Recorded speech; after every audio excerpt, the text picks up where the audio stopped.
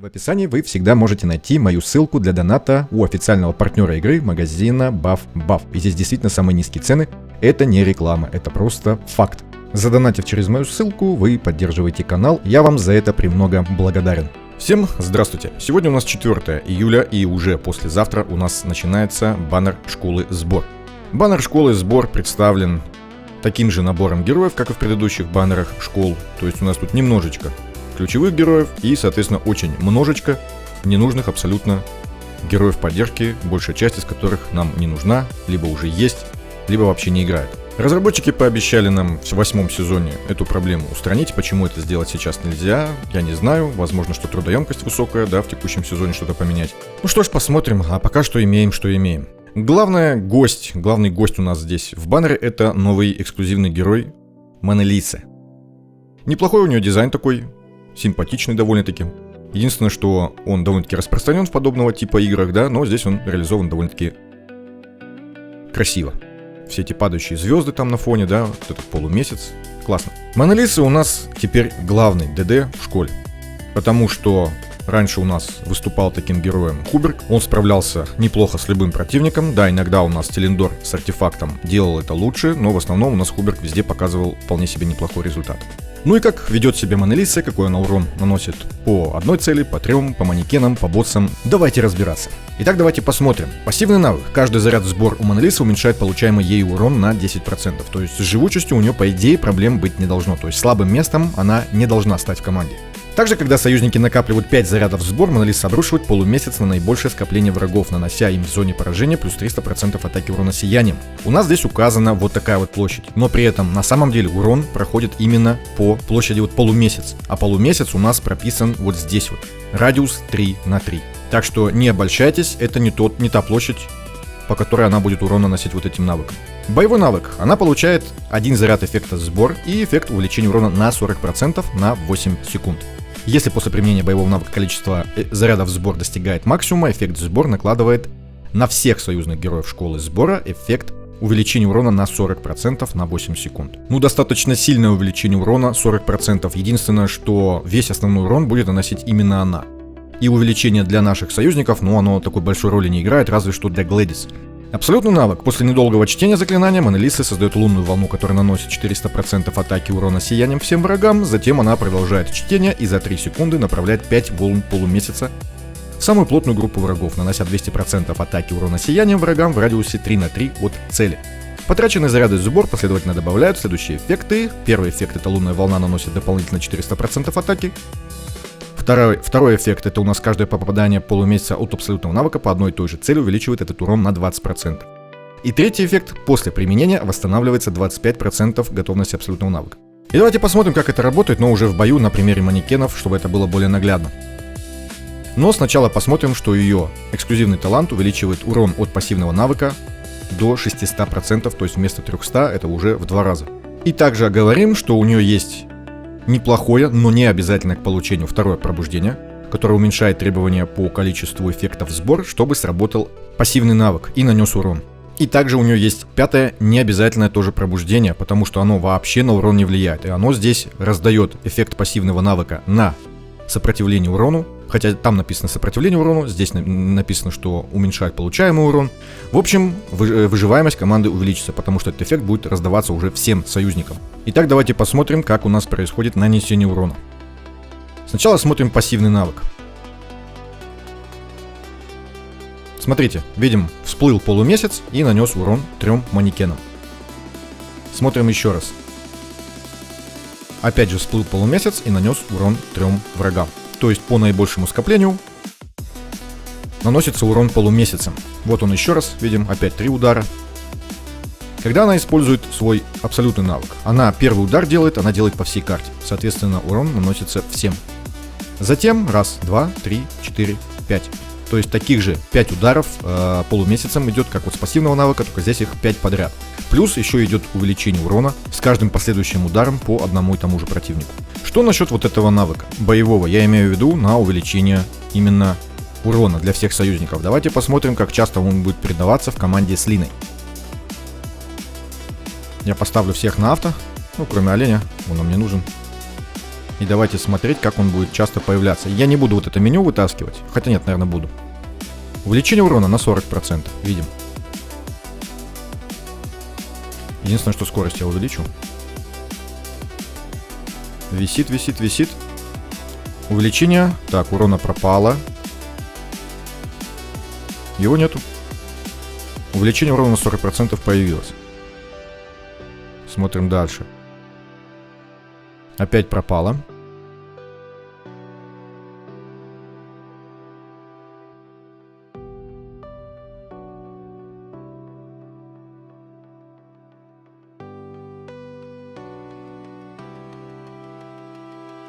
Ну и какое-то время видим, что довольно-таки длительное время его не было.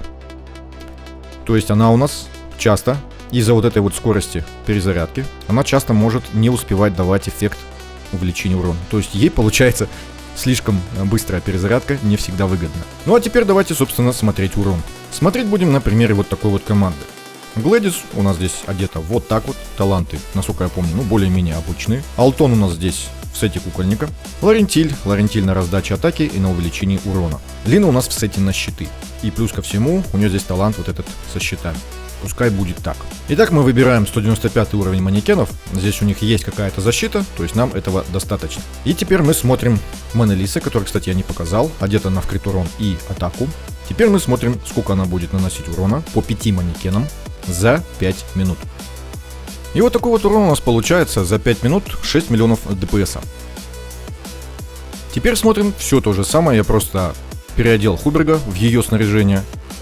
Ну и, собственно, смотрим с Хубергом. Он у нас здесь плюс 5. Ну и, собственно, Хуберг у нас наносит 5 миллионов почти 100. А теперь то же самое, только Хубергу я все пробуждения убрал. Ну и Хуберг без пробуждений показывает 4 миллиона ДПС. Теперь давайте посмотрим изначальную версию команды, но только у нее здесь будет второе пробуждение. И насколько у нее повысится урон. И вот такие вот результаты получаются. То есть 7,5 миллионов. А теперь давайте сравним урон по 3 целям. И здесь уже преимущество Хуберга будет, наверное, менее очевидно, потому что у него площадь удара выше. Плюс ко всему, Алтон будет чаще, стабильнее накладывать разлом. И вы знаете, я не понимаю, что происходит, потому что 10 почти с половиной миллиона ДПС. То есть, когда у нас 3 цели, я так понимаю, что у нее попадание по одним и тем же целям и срабатывание вот этого эффекта на вот этого второго эффекта, да, по одной и той же цели, он, получается, гораздо лучше срабатывает. Просто ничего себе разница. 7500 было по 5 манекенам, а здесь 10,5. Что ж, давайте посмотрим ее без пробуждений. Так, и без пробуждений получается 8 миллионов.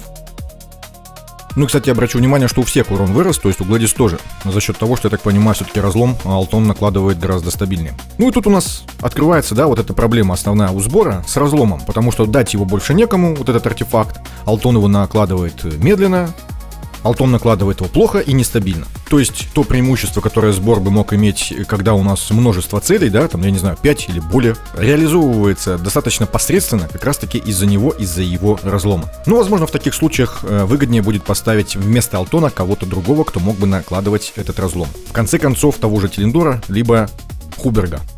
Ну а что поделать? Ну тогда у Монолизы возможно, что просядет урон заметнее, так как у нас герои будут получать меньше сбора, и соответственно ее пассивный навык будет срабатывать реже. Ну а теперь, конечно же, давайте посмотрим, сколько будет урона у Хуберга. И вот такой вот урон получился. Хуберг здесь, конечно, смотрится совсем печально. И вот такой вот урон получился с Хубергом плюс 5. Ну, конечно, получше, чем был на целый миллион, но все равно довольно-таки слабый. И Телендор у нас наносит чуть больше, чем Хуберг, плюс 5. И последний тест на манекенах — это у нас одна цель. Итак, Хуберг плюс 5, 2 миллиона 130. Хуберг без пробуждений, 1 740 000. Монолизы без пробуждений, 3 600. И Монолизы плюс 2 бьет 4 550. И вот столько получилось с Телендором.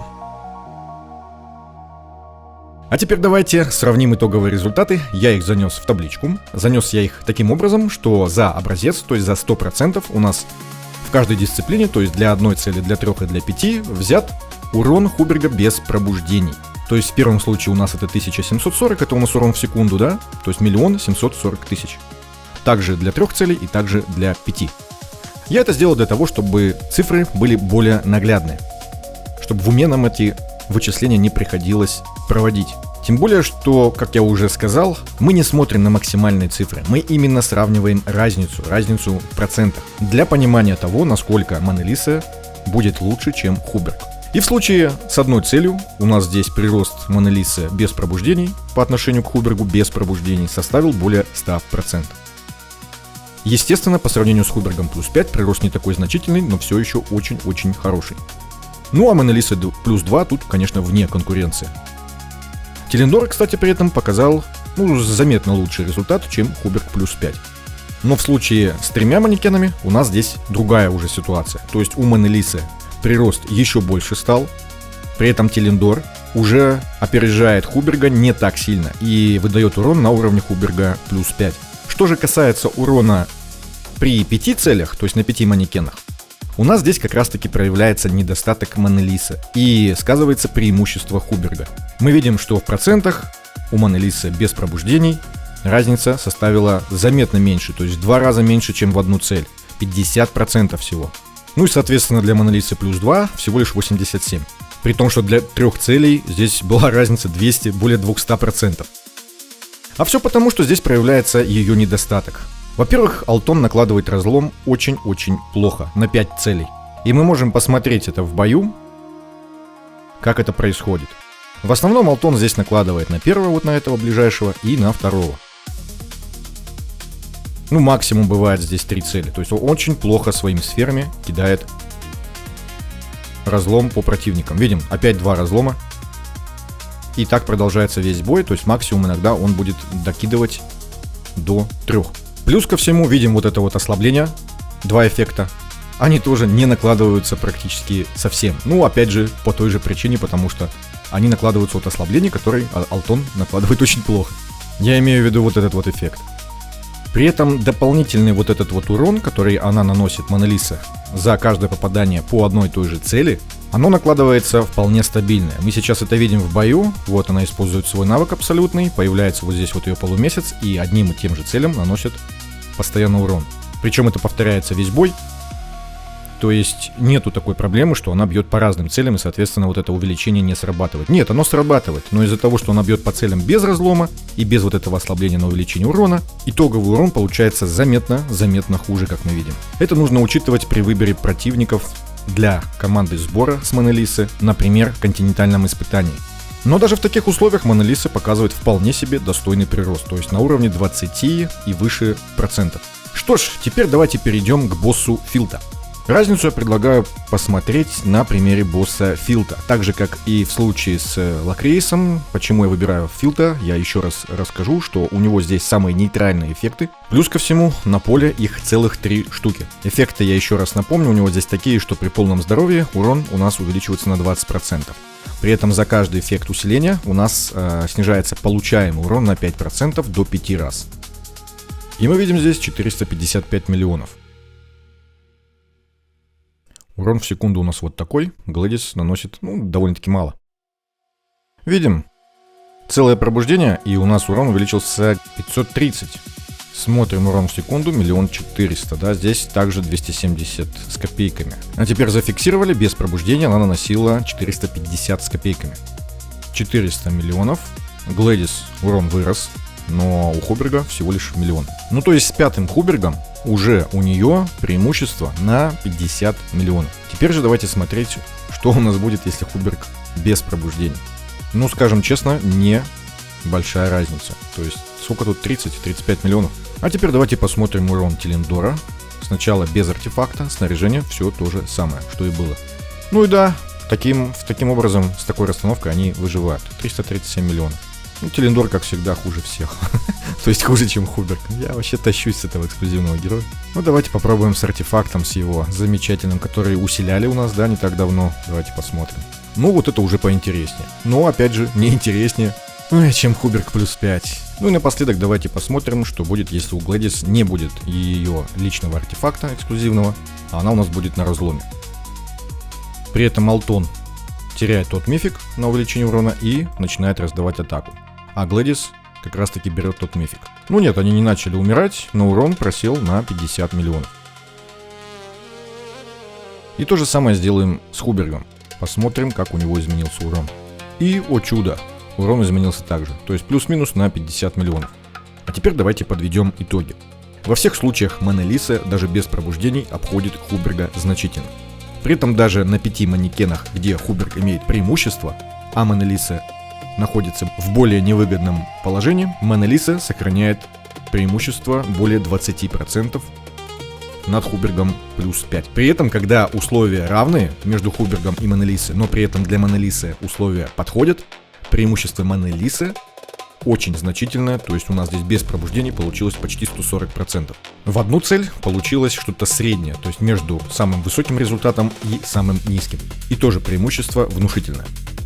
Это что касается манекена. При этом в реальных условиях на боссе континентального испытания Филтер, находясь в менее выгодном положении Мона-Лисы, имеет преимущество на уровне 20-30%. Почему я говорю в менее выгодном? Потому что Мона-Лиса задевает только 2 боссов. При этом Хуберг бьет всех 3. Это значит, что Мона-Лиса будет иметь довольно-таки плавающее преимущество по урону. То есть напрямую в зависимости от условий, которые разработчики предоставят нам на поле боя. Но даже находясь в менее выгодном положении, она все равно обгоняет Хуберга. Так и что же делать с этим баннером?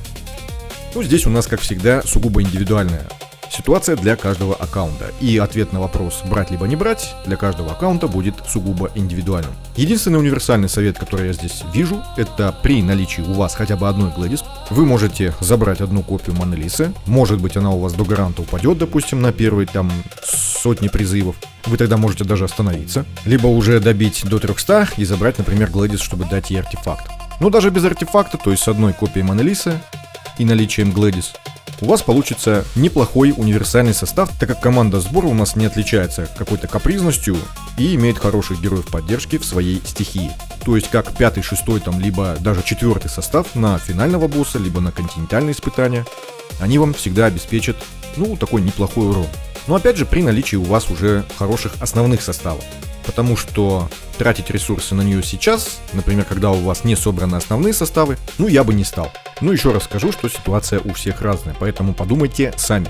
Также не забывайте, что у нас в этом сезоне целых 2 баннера конструктора.